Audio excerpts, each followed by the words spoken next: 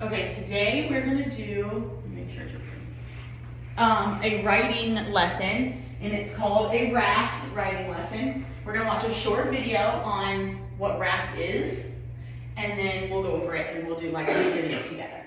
Can you all see this? Mm-hmm. I don't have a cool projector like Miss Davis. RAFTs, a safety device to keep you afloat. But how can a RAFT be considered the ultimate writing strategy? Welcome authors to Next Level Writing. In this video, we will investigate the RAFT writing strategy and see how you can use it to improve your writing. Before we begin, please take a moment to hit that like button and subscribe to the channel. For more videos, writing activities and competitions, check out the Next Level Writing website. The link is in the video description. Now, it's time to build a RAFT. RAFT is an acronym that stands for Role, Audience, Format and Topic. Each of these words are steps for an author to consider before beginning the writing process. By completing each step, authors ensure that their writing is purposeful and meets the criteria, whatever it may be. Now that we know what RAFT stands for, let's take a moment to investigate what each step of RAFT means and the consideration authors make in each step to guarantee their writing is of a high standard. R for role. Role is role of the writer. In other words, who or what are you as the writer? You might be a concerned citizen and in the format. This will make writing about the topic all the more straightforward. Here is an example of... Alright, so we're gonna go over the RAFT acronym. Like they said in the video, R is for the role. Does everybody understand what he was talking about? Yeah. So if you're writing and your role is a student and you want a better grade from your teacher, you would play the student and you would write the letter to your teacher, right? So she was talking about the audience, who you're writing to. So if you're writing to your teacher, would you use like, hey bro, what's going on? No. Why not? Because It's your teacher. But if you were writing a letter to Maverick, you could say that, hey bro, you having a good day? What's going on? We gonna chill later? You don't really want to say that stuff to your teacher. So it's important to know who you're writing to, so your writing is formal, not formal. It directs the question, all the things that it needs to cover. Your format is how is it written. You can write an essay, you can write a book, you can write a letter, an email, a postcard, an ad. All those different things, like they were saying in the video, have different rules, right? Like an essay, you have a beginning paragraph, and then you have 3 supporting paragraphs, and then you have your closing paragraph. That's like the rule for an essay. When you write a letter, it can be a little less formal. You don't have to have 5 paragraphs. You can be a little more direct with what you're talking about. If you're doing an ad, it can be fun, try to catch people's attention. Everything has a way it's supposed to be written. And then your topic is what you are writing about. If you're writing a letter to your teacher, you might be writing about, I really think I deserve an A when you gave me a D. Or if you're writing to the president, I think we should have a law that lets us have no school for a month. Things like that. You need to just know what you're writing about and who you're writing about. We're going to read a story, and then we're going to fill this part out for the story, who the role is, the audience, and all that stuff. And then we're going to read something else, and we're going to do the same thing, and then we're going to fill out a graphic organizer, and we're going to do our own RAFT about the Pueblo. All right? So the book I have is called The Diary of a Worm by Doreen Cronin, and it's pretty cute. So, March 20th. Mom says there are 3 things I should always remember. The earth gives us everything we need. When we dig tunnels, we help to take care of the earth. And never bother Daddy when he's eating the newspaper. March 29th. Today I tried to teach Spider how to dig. First of all, his legs got stuck. I think I twisted one of my ankles. Then he swallowed a bunch of dirt. I give up. Tomorrow he's going to teach me how to walk upside down. April 1st. Worms cannot walk upside down. April 4th. Fishing season started today. We all dug a little deeper. Did you guys hear something? Why'd they dig deeper? Because people are going to be shoveling. Because they need some worms for bait. April 10th, it rained all night and the ground was soaked. We spent the entire day on the sidewalk. Hopscotch is a very dangerous game. April 15th, I forgot my lunch today. I got so hungry, I ate my homework. My teacher made me write, I will not eat my homework 10 times. When I was finished, I ate that too. April 20th, I snuck up on some kids in the park today. They didn't even hear me coming. I wiggled right up between them and they screamed. I love when they do that. May 1st, Grandma taught us that good manners are very important. So today, I said good morning to the first ant I saw. Good morning. There were 600 more of them in line. Good morning, good morning, good morning. How you doing? Good morning. Nice to see you. Howdy. Good morning. I stood there all day. Well, if it was all day, you wouldn't be saying good morning. That's true. May 8th, had the worst nightmare last night. Giant birds playing hopscotch. Mom says I have to stop eating so much garbage right before I go to bed. May 15th, I got into a fight with a spider today. He told me you need legs to be cool. Then he ran. I couldn't keep up. Maybe he's right. I made Spider laugh so hard he fell out of his tree. Who needs legs? May 28th, last night I went to the school dance. You put your head in, you put your head out, you do the hokey pokey, and you turn yourself around. That's all we could do. They didn't have any arms or hands to put in. June 5th, today we made macaroni necklaces in art class. Look at their macaroni necklaces. I brought mine home and we ate it for dinner. You are very talented, son. June 15th, my older sister thinks she's so pretty. I told her that no matter how much she spends looking in the mirror, her face will always look just like her rear end. Spider thought that was really funny. Mom did not. July 4th. When I grow up, I want to be a Secret Service agent. Spider says I will have to be very careful because the president might step on me by mistake. It's a dangerous job, I told him, but someone's got to do it. July 28th. 3 things I don't like about being a worm. I can't chew gum, I can't have a dog, and all the homework. July 29th. 3 good things about being a worm. I never have to go to the dentist, I never get in trouble for tracking mud in the house, and I never have to take a bath. Who's my grubby little boy? August 1st. It's not always easy being a worm. We're very small, and sometimes people forget we're even here. But like my mom says, the earth never forgets we're here. The end. All right, so who is the role? What is the role of the writer of this book?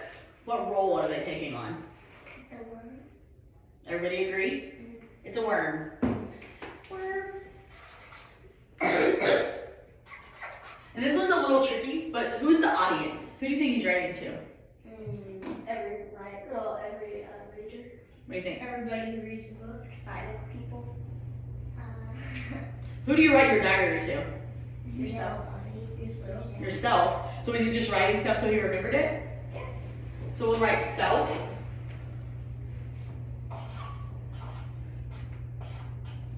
And the format. How was the format written? What was it written in? It's in the name of the book as a hint. Story. Not a story. Diary. Diary. He was writing a diary. Does anybody have a diary or know what a diary is? I know what it is. I know I have a diary. You have a diary? Yeah. So a diary or a journal for you boys. And as a grown up, I write a journal. You just write how you feel that day, and you write it for yourself, so you remember later on how you felt, or what you went through, or what happened that day, or all kinds of stuff. You can write anything you want in your journal. So he wrote it in a diary. What was the topic? It was pretty broad. He was writing about himself, his life. His life. He was writing about his life. So this one is a little tricky, but do you guys understand the different RAFT parts, we're gonna read one more thing, and we're gonna do the same thing with it. It's not as long as the book. What does this look like? Like a letter in the mail. Letter in the mail, or a postcard.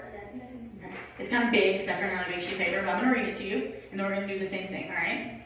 Dear engineer, as you know, many states in the southeast produce large amounts of fruit, like oranges, grapefruits, and peaches. Fresh fruit is sold by the bushel, along with fresh products such as orange juice. The economy relies on the shipment of these fruits to other places in the U.S. and even other countries. That's where you come in. We, at the Outrageous Orange Company, have received several complaints that our fresh fruit is being bruised in transit. Everybody know what transit is? Delivery, like as it's being moved around. Our mission is to keep our customers satisfied, and we are devastated by the complaints. We would like you to design a special container for storing fresh fruit so that it can be safely sent to our customers in any country in the world. Draw us a blueprint of what your container will look like. We will need to know the measurements of the size and also the volume. Be creative with your material. Thanks again. We greatly appreciate your help. The Outrageous Orange Company. So who is the role? Like, who's writing this letter? The Orange Company.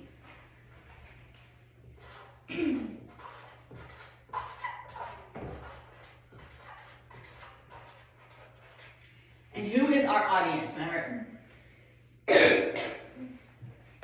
Who are they writing to? Who did it say? Dear Engineer. Engineer.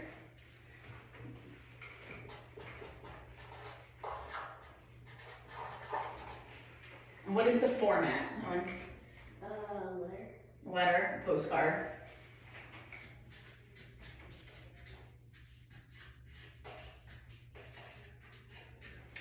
And what was the topic?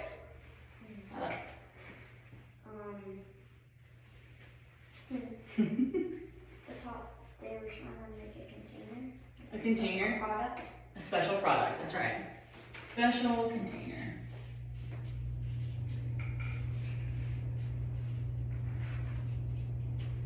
So this one was a little more clear on our RAFT, wasn't it? It was kind of easier to find because you knew who was writing it, who they were writing to. It's not always that simple when you read something.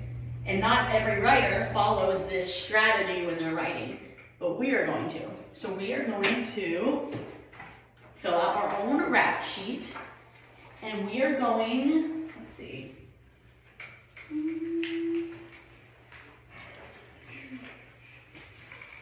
So the last chapter we read in the Pueblos talked about kind of how Pueblos evolved, right?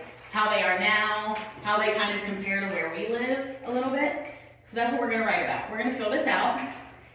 And since this is your first time, I'm going to tell you what your role is in your audience and your topic, and you get to pick your format. Okay? So everybody take one. And put your name on it.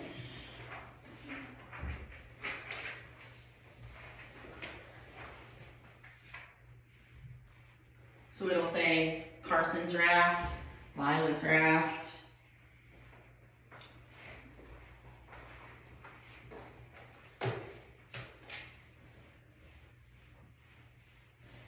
Alrighty.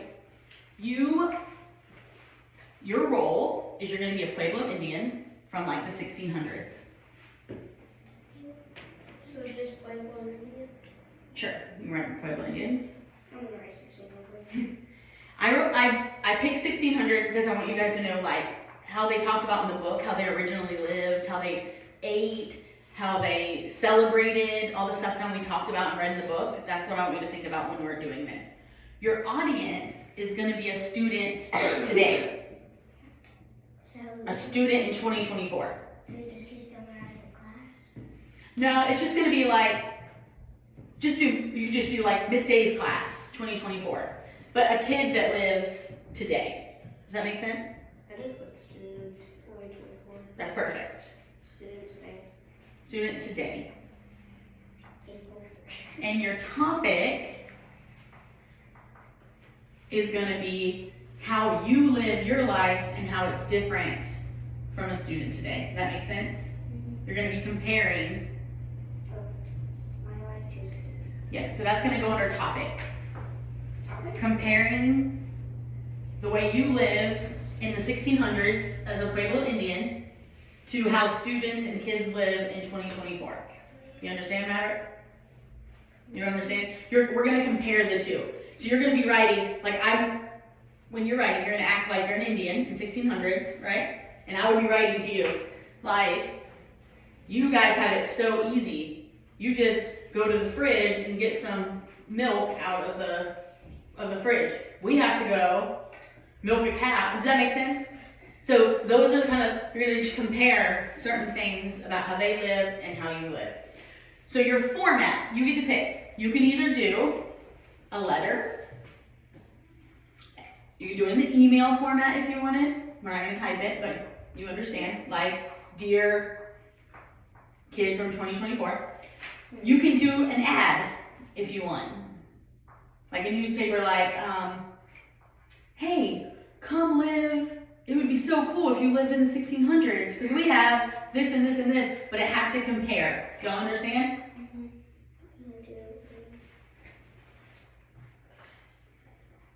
Or you can write an essay. You only have to do 3 paragraphs if you do an essay. It doesn't have to be terribly long. But a letter, an email, or an ad would be probably the most fun. All right? Now you're going to take your organizer and you're going to write. All right? Using what you wrote on your RAFT organizer, remembering your role, who you are. So maybe on our organizer, in your topic, maybe write some thoughts and ideas. Let's think about like some of the things that we could write about to compare. Like 1, how did they eat dinner? How did we, remember when we ate our guacamole? What did we talk about? Where did they eat? Do you remember? On the ground with their whole family. They don't have furniture, they don't have a table. What were the, they weren't called plazas, what were they called? Where they had the ceremonies.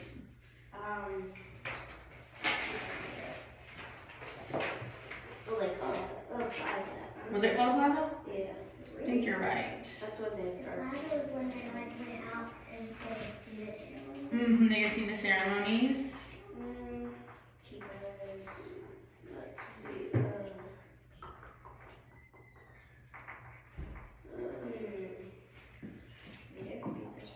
It was on page like 5, I think. Plazas. The plazas. So that's where they have their gatherings. You can write that. So just write a couple different ideas down here of what you can put in your letter. And then we're going to write it, and then we'll share it with each other. Okay? And then you'll turn them in. All right?